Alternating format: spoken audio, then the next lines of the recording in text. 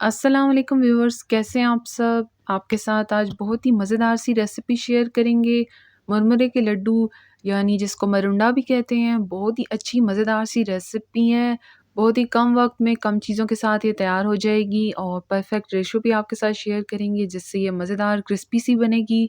तो आपको रेसिपी अच्छी लगे तो लाइक शेयर ज़रूर करें। तो मज़ेदार सी रेसिपी शुरू करने से पहले आपने चैनल को सब्सक्राइब कर लेना है, बेल आइकॉन को भी साथ प्रेस कर लिया करें ताकि नई वीडियोस की अपडेट आप लोगों को मिलती रहे।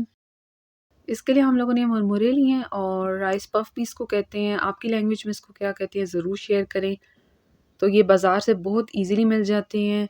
ये हम लोगों ने 250 ग्राम्स लिए हैं और इसको लेकर आपने अच्छे से छान लेना है। इसके साथ यहाँ पर गुड़ लिया है और 80 ग्राम ये गुड़ है, देसी गुड़ यूज़ कर रहे हैं। इसको छोटा-छोटा सा काट लिया था और रेशो आप देखें जिस बाउल के हिसाब से हमने गुड़ लिया है, इसी बाउल के हिसाब से हमने मुरमुरे लिए हैं। यानी हमने ये 3 बाउल मुरमुरे के लिए हैं इस तरह से देखें और 1 बाउल हमने गुड़ का लिया है और गुड़ को हमने छोटा-छोटा सा काटना है। आपने घर में कोई भी 1 बाउल लेकर उस हिसाब से इसकी क्वांटिटी लेनी है ताकि अच्छे क्रिस्पी से ये बने। सबसे पहले इसको हल्का सा रोस्ट करेंगे।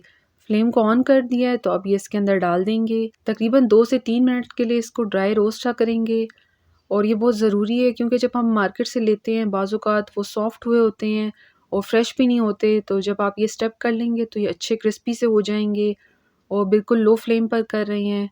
साथ-साथ हिलाते रहें ताकि अच्छे से ये ऊपर-नीचे से हो जाएँ। आप जब मार्केट से लें तो इसको अच्छे से साफ़ कर लें क्योंकि इसके अंदर थोड़ी-सी डस्ट होती है, तो अच्छे से साफ़ कर कर इसको इस्तेमाल करें। तो अब ये यहाँ पर हो गए हैं, इसको निकाल लेंगे बाउल में।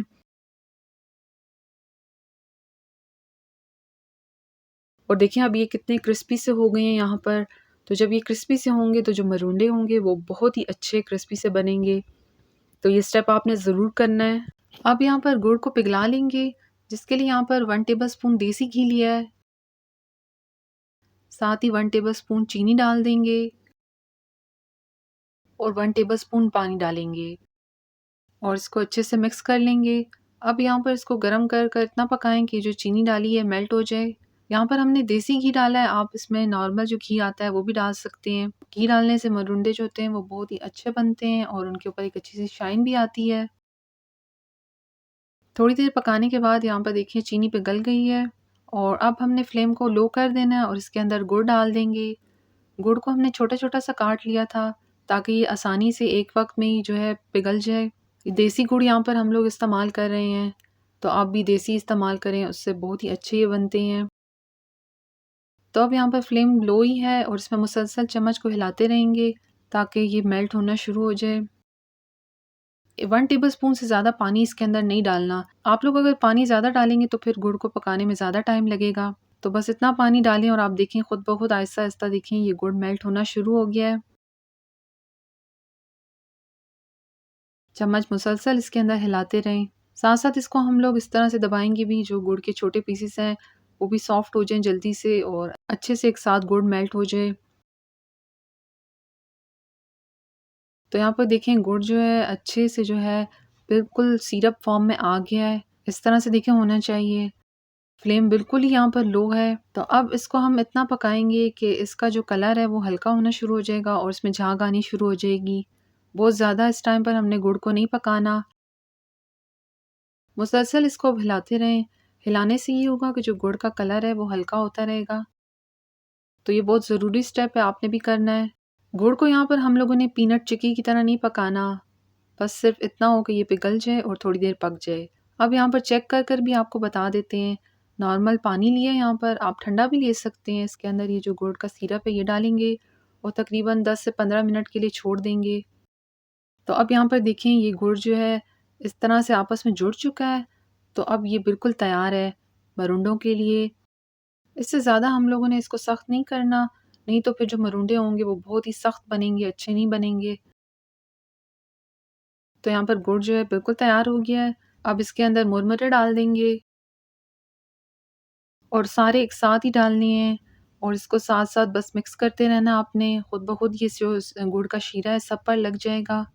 ऊपर-नीचे अच्छे से इसको मिक्स करें। फ्लेम यहाँ पर बिल्कुल लो है ताकि ये गरम ही रहें और फ़ौरन से अब आपने ये सारा स्टेप करना है क्योंकि अगर ये सख्त हो जाएगा तो फिर लड्डू सही से बन नहीं सकेंगे। तो अब ये अच्छे से मिक्स हो गए हैं, तो इसको अब हम लोग चूल्हे से हटा देंगे और इसके लड्डू बना लेंगे। यहाँ पर आप लोगों ने पहले हाथों पर पानी लगा देना है और थोड़ा-सा हमने मरुंडों का मिक्सचर लेना है और इसको एक लड्डू की शेप दे देंगे।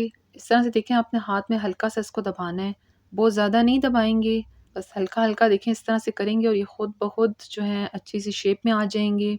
पानी की जगह आप लोग घी भी लगा सकते हैं। ये स्टेप आप लोगों ने जल्दी-जल्दी करना है, आप यहाँ पे किसी की हेल्प भी ले सकते हैं ताकि सारे अच्छे से बन जाएँ।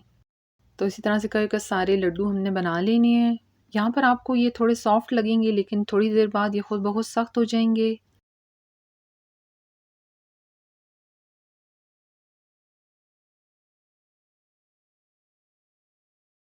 तो यहाँ पर देखिए सारे लड्डू बन चुके हैं, बहुत ही ज़बरदस्त से बने हैं।